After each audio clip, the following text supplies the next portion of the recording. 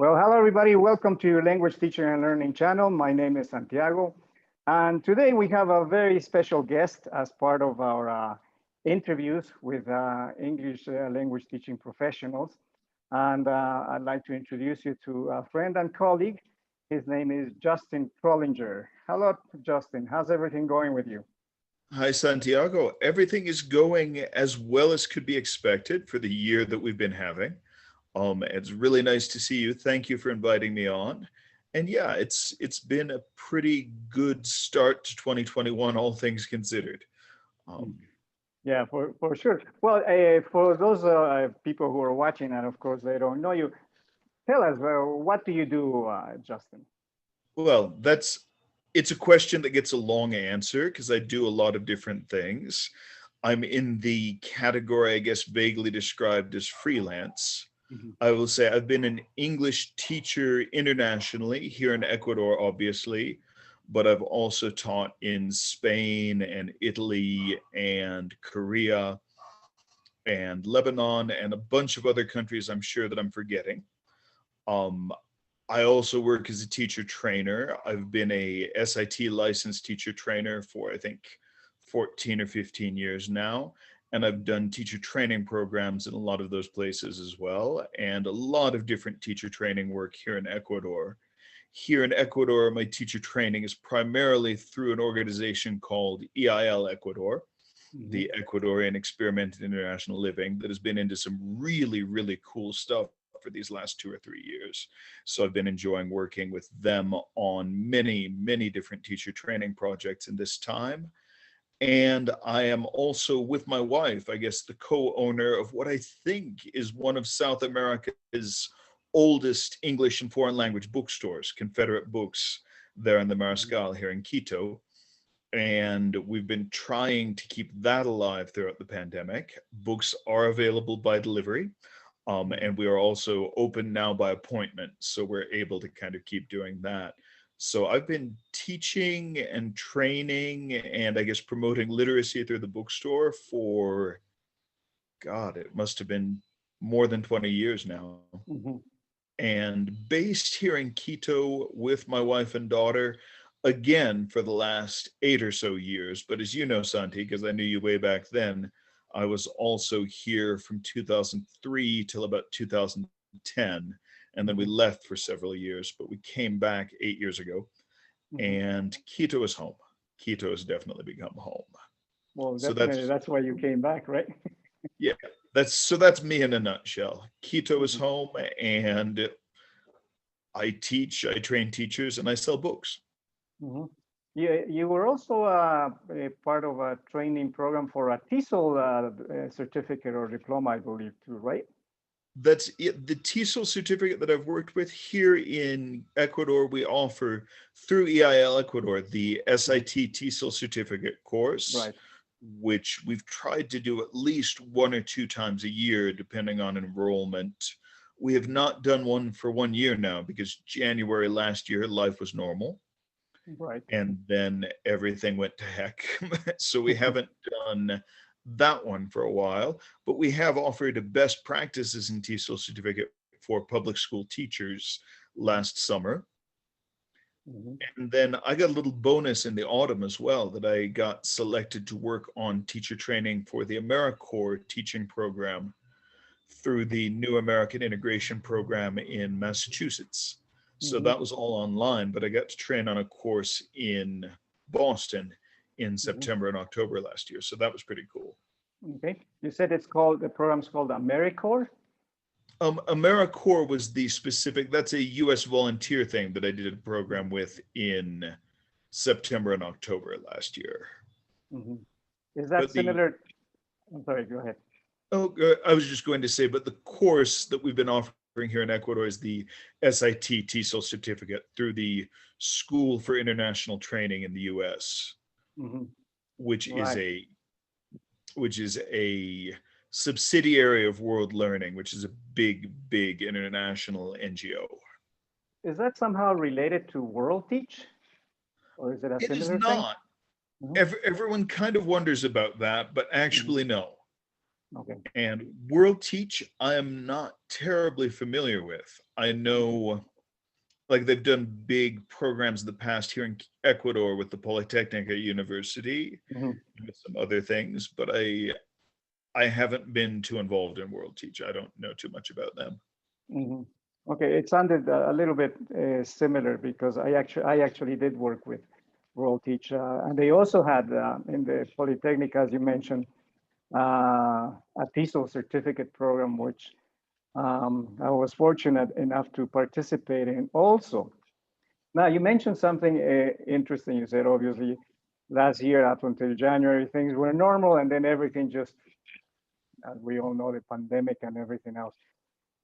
You were doing a lot of traveling and working with teachers in different places and everything else. How did that affect all of your regular work? It has been totally crazy. Um, I guess, and as I was telling you earlier when we were chatting, I was actually in the middle of a project funded by the US Embassy through EIL Ecuador for that teacher training program for public school teachers I was telling you about, that we had done a SIT certificate program with them here in Quito last year in November, December, or no, in 2019, November, December. Mhm. And then in February and March, my colleague Adeline DeAngelis and I were scheduled to go and visit them in their schools. So I Mhm. was in the process of traveling. I'd been in Salcedo one day, I was in Ambato the next. And then Right. I was supposed to, like from Ambato, I had a full day visiting teachers in the schools, and I taught some demo classes with the students, which was fun. Mhm. And then I was supposed to catch the night bus to Macas that night to visit a teacher named Carla Lopez in Macas. Mhm. And while I was in Ambato, my phone just started going crazy, saying, with all the WhatsApp messages coming in saying, do not go to Macas. Everything is closing. All the schools are closed. Mhm. So it went like that. And it really, like, all of the traveling work stopped from one day to the next. Well, that's very true. Were you able to get back to Quito successfully that day, or? Yes. I got back to Quito that day, and it seemed like things were going to be a little more locked down, and public schools were obviously closed. Mhm. But I didn't realize how big the impact was going to be until a few days later, Right. which was when pretty much we went into lockdown and everything was closed, and there was a curfew, I think, from 2 o'clock in the afternoon, and it Mhm. was crazy. Right. Mhm. And Yeah. then Mhm. I I do feel very blessed, very fortunate that the teachers who I was supposed to visit and EIL Ecuador and the embassy facilitated a lot taking that work online Mhm. and gave us the opportunity to do, instead of follow-up visits, we did a lot of follow-up workshops through internet platforms. So Mhm. even though I couldn't go to schools anymore, I met hundreds of teachers during those first like March, April, and May time period online. I had the opportunity to talk to and teach to and meet several hundred teachers, and that was Mhm. very cool. Mhm. And then we did our first online teacher training program in, I guess it must have been June and July. Mhm. Okay. Now, what do you think is going to happen later on? Like, do you think you'll be able to actually visit in person the teachers you were supposed to visit in the classrooms and so on? What do you think? How do you feel this pandemic is going to develop? I am not Nostradamus. I I have been trying to predict this stuff for a year now, and I am one of those people like 1 year ago in January, February, when everyone was talking coronavirus, but they were just starting to talk. You know, I was remembering bird flu and swine flu and all these other epidemics, and I was like, it's going to be no big deal. Right. And I was wrong and I was stupid. so so I've given up trying to predict. Mhm. I hope that there will come a time when I'm able to go back to seeing people in the classroom.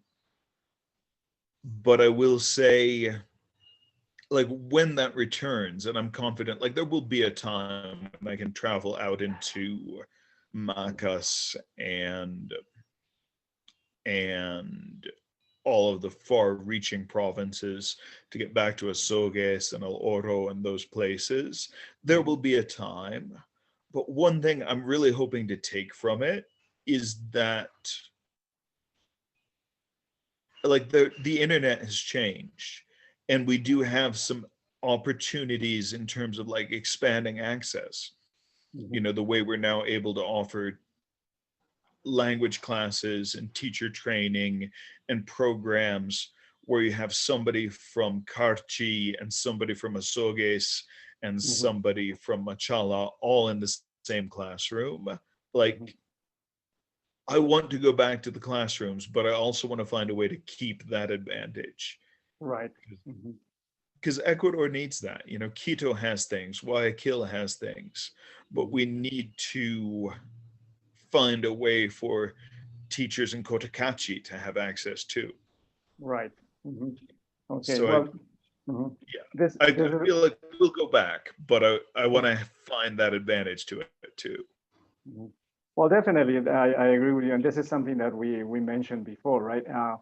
In the past, we would actually be traveling from one province to the other, trying to help teachers and help them out with training and everything else. I think this would be one of the positive things that we have managed to get because of the pandemic, and there's teachers from every provinces. For those people who don't know Ecuador, of course, some of the provinces that Justin was mentioning, they're very far south or very far north, and it's difficult to get them together. So we needed to travel all over the place. But in this case, because of the internet, we can actually give access to teachers all over the country, right? So that makes it easier. And I feel like that's one of the, you know, as much as this has been a very hard year, I really feel like we have to keep track of like what the benefits are. And if we look, like there's a lot we can learn from this. I'll give another quick example. You know, I mentioned to you, my wife and I own the Confederate Bookstore here in Quito, and every month we've had our monthly poetry club. Yes. And the poetry club used to be, you know, sometimes it was just a very small, intimate group, 2 or 3 people who came in with poems they wanted to share. Since we've gone online with it, you know, sometimes we've had a dozen or more people bringing poetry, but coming from, you know, we have people in the US, we have people in Canada, we have people in the United Kingdom, we have people from all over Ecuador who couldn't come to Quito for a physical meeting. And it's also enabled us to like keep the network. You know, there are people who came to the poetry club once when they were in Quito 5 years ago. And now they're attending regularly, or at least sometimes, because now you don't have to be in a physical place for it. So I really like, that's been a beautiful development for us to be able to maintain networks is much easier online. Excuse me, pardon me. Bless you. You know, to be able to maintain that network of friends and associates is something the internet really facilitates. And I feel like learners and teachers within Ecuador need that. So I think that's a very cool thing as well. Definitely. I'm glad to hear that. Yeah, I was going to ask you later on about how things are going in with your bookstore and the poetry club, because I remember you send out the invitations and stuff, and it's a very interesting way of, you know, getting people to meet each other and practice English, because that's what they need here in Ecuador, especially, right? Yes. So it was a good idea. So I'm glad you were able to get it online, and you actually have people from the United States and Canada joining in. Very good. Yeah, no, it's a very cool thing. And I will say, other than the poetry club, it's been a crazy year for the bookstore. But again, looking to the advantages, obviously, because we haven't been able to open our doors for much of 2020, it's been hard to maintain our regular walk-in customer base. But the other side of that, we've really expanded our network in terms of online advertising and online contacts. And I never used to be very good at shipping, but I've gotten very good at shipping now. That really, Oh, okay. between Survey Entrega and Uber Flash and the different services available, if you are in Ecuador, we can send you books. Mhm. Um, you know, there's no corner of Ecuador that we can't reach right now. Oh, So very good. Mhm. that is another cool thing, because in the past, you know, our books were mainly available to people in Quito who'd come in and walk around the bookstore. Mhm. But now pretty much every week we're shipping to Guayaquil, we're shipping to Cuenca, we're shipping to crazy little places too. Mhm. Tiny little towns in the north that I've never heard of receive our Wow. books. Oh, well, Tiny I'm glad to little hear towns on that. the coast. Excellent. So it's been a steep learning curve, but it's been going very well. Mhm. Well, yeah, what you mentioned in the beginning is also very important. I think what we need to take from all this is the positive things that have been happening, right? And in the case of the bookstore, yeah, I mean, we were all shocked with what was happening. And I remember, and if I can just point in the back behind me here, I don't know if you can see, I remember I spoke to you and I said, listen, I have a whole bunch of books I'm trying to get rid of, and can I just take them to your bookstore? And you said, yeah, sure, come on in. And then poof, the pandemic Anytime.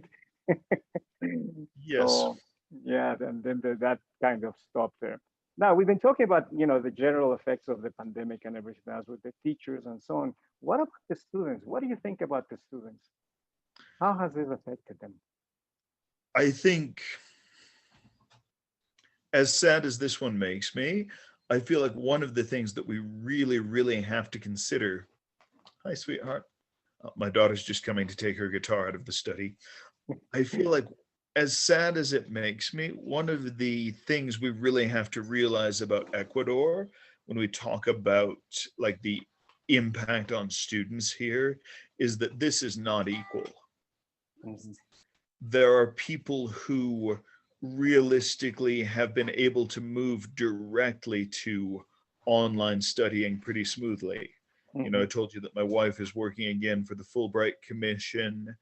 There are whole large groups of people in Ecuador who can just go straight online. Mhm. And there are a lot of wonderful learning opportunities there. Then there are whole regions of Ecuador that don't have good internet service. Right. And there are families, you know, that may be economically disadvantaged in terms of being able to have the devices necessary to access the internet. I was thinking about this. We're a small family, as you know, Santi, a family of Mhm. three, me, my wife, and my daughter. But as a family of three, we have two laptop computers, one desktop computer in the house right now, Mhm. and three smartphones. Right. But you're We are okay. able, you know, we can all be online at the same time and it's Right. no problem. But there are many families, like students who I've met, especially the public school students we worked with on our practice teaching programs for various teacher training programs I've done. There are a lot of families of five that are sharing one mediocre smartphone, and they have to schedule so that, okay, you get it now, and now I need it for work, and now you get it. Mhm. And so I think the saddest thing we're seeing is that it's not at all equal how people are impacted. Mhm. I think the benefit that we need to see is that it has the chance to even out the regional access issues within Ecuador. That in the past, Quito had the good teachers and the good high schools and the good Mhm. universities and the good English programs, and all of the good programs were in the big cities. If we can work out internet access, then that can be a benefit. You know, everyone can have access to those programs, Mhm. which I think is wonderful. And I Mhm. also think, like, I don't want us to lose track of the forest for the trees. You Mhm. learn English by using English. And in the internet, you know, we've always said we wanted our students to read more. Mhm. If you go out in public in Quito, you will see hundreds of people reading their phones. Mhm. We've always said we wanted our students to listen more. That's always a thing. Like they need to practice listening. Well, YouTube contains something everyone wants to listen to. Mhm. You Exactly. know, so I feel like the opportunities for practice are endless, but the problem of access is real. Very, Mhm. very, very real. Right. Well, okay, you mentioned two very important things here. Yes, you're right. I agree. And it's not only in the public school, with the public school students, many of the private school students too run into this problem. Like, they only had one computer in the house because obviously, that maybe the parents have to go to their offices and they have their computers in the office, whatever. And then when this hit, everybody had to use that one computer that they had. So like, Yes. or, like you said, the cell phone, and they had to, okay, I will work from this time to this time, and then it's your turn and your turn. So it has Mhm. taught us a few things. And, but then of course there's the good thing that, you say, there is the possibility of everybody having access to it. And one of the things that we've always mentioned, we've always talked to students about, because they always said, oh, how can I practice more, whatever, what you mentioned, Mhm. the internet has so much material available at any level about anything you're interested in. And I think this has also given the students the opportunity to do more research on this and say, hey, find things out, and to help them to begin practicing more and improve their English. So I think that's one of the other positive things that have come out of this terrible pandemic that we've been living through, right? Yes. And I do think like there are two levels of the access problem, or more than two levels of the access problem. And I was thinking about this as you were talking. There's so much available on the internet, Mhm. but it does take a certain baseline level of skill to know how to find it, how to engage with the internet is something. And I see it a lot. Like some people are just very, very good at searching the internet and finding what they're looking for and connecting with new applications and things. And some people are really, really struggling with that. And Mhm. it's like everyone stereotypes, it's older people, and you and me, I think we're both in a category. They say that we're not so good at it. Mhm. But I also see, the teenagers in the families that have not had too many devices Mhm. don't really know how. Mhm. Whereas if people have had access, here we are talking live online. Exactly. So this is like, I feel like, and especially a lot of employers, and again, a lot of school districts, both public and private systems, have kind of just said to the teachers, now you have to teach online. Mhm. And I think a lot of those teachers were people who had a wonderful level of classroom management skill in a physical classroom, and people who had wonderful creative talents for what they were doing in the classroom. But many of them have never spent much time on the internet. Mhm. And Exactly. that's, and suddenly it's like you have to put your grades up in Google Classroom, and you need to design the course materials in Canvas, but you have to do this live synchronous activity in Zoom, and the teachers are just like, what do I do? So I feel like another thing that we have to say to ourselves is changes require support and changes require training. And I Mhm. feel like often we've been falling very short on the training offered to people who have to work online. Mhm. I completely agree with you also. And but again, the positive thing is that I have seen a lot of teachers, a lot of us also, who suddenly, okay, we need to adjust.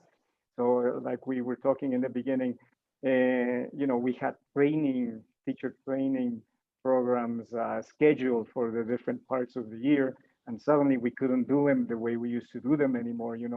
The hotel reservations where we were supposed to do the presentations had to be canceled, and we all had to adjust. Like, okay, either we do it online or we just don't do it. And then, Yes. okay, we had to do it online. That's it. We had to, adjust. So I've noticed that a lot of the teachers just came through, in the last minute. Some of them, like you mentioned, and, some of us, maybe older ones, maybe some of our colleagues were not so inclined to working on the internet. I don't like it. What I don't like computers or whatever. And then suddenly they have to come through Yes. and work with it, right? So I think that's another one of the positive things that we need to take from all this, right? Yes. And something else I thought was funny, literally when I was in Ambato the day before all these changes happened, I saw a teacher who was really jalándoles las orejas to the students for having their cell phones in class. We were so anti-cell phone 1 year ago, Yeah, and now you need a cell phone to go to class. correct. Um, so I feel like that's something we need to stop being Luddites. We need to stop trying to avoid the technology, and we need to start Mhm. using it. Uh-huh. Correct. I think that is actually another one of the positive things we need to take away from you. You're right, because many of the schools and institutions, learning institutes and everything, many of them, they have this problem. They said, okay, we need to ban cell phones. So you come into the class, turn off your cell phone. That's all there is to it. And then, the students will complain, yeah, but, I have access to the internet. I have more information. Yeah, but you're in my class, whatever. So you're banned. No cell phones in my class. And then suddenly you can use your cell phones now. It's Suddenly, you need your cell phones and your right. computer. And Right. so I think it's funny how we've turned on that one, but I think it's important that we learn that. It's like we can't stop. We need all the resources we can get. I guess that's the easiest way to put it. We need all the resources we can get, and we need to stop pretending that the cell phones, the computers, the tablets, the internet are not valuable resources for teaching. Mhm. Correct. Very good. Yeah. Again, that's one of the things that we have taken from this. They can be very, very, very valuable resources. And I remember when I started doing the videos here, and I started doing it because of the pandemic, because I couldn't go to Yeah, training or anything. And absolutely. when I was talking about reading, I mentioned, look at all the books in the background, whatever. But now you can have everything here in your cell phone, right? And whatever you want and read as much as possible, listen as much as possible. So there's really no excuse to, I don't know what to do. There are a lot of possibilities which will help you to improve your English. So anyway, Justin, unfortunately, time is always against us and we're running out of time here. Is there anything else that you'd like to add? Um, I think my biggest things are kind of what we've already covered. That this has been a crazy, strange period these last 12 months, and especially the last 10. But that there are, like, we have to look to the advantages as well as the disadvantages. I mean, it's been hard, but I see it in my teacher training work with EIL and with the embassy and with so many wonderful school teachers. I see it strongly in things coming through like your video channel, Santiago. Like, we have to learn what the new benefits are. And I guess I'll finish it up with a shameless plug too. Confederate Books in Quito. We can send books to anywhere in the country very easily, and that's something I didn't know how to do a year ago. Mhm. I can also teach classes online, and that's something I didn't know how to do a year ago. Right. So I think if we're smart, we will come out of this year wiser as well as older and able to do things we couldn't do before. Mhm. Oh, definitely. I completely agree with you, Justin. So I'd just like to thank you very much for taking the time to talk to us in this interview. And it's been great knowing that things are working out okay with you guys. And let's continue to keep in touch. Okay. The best to you and your family. All right. Thank you so much, Santiago, and see you again very soon. Take care. Take care. Bye bye.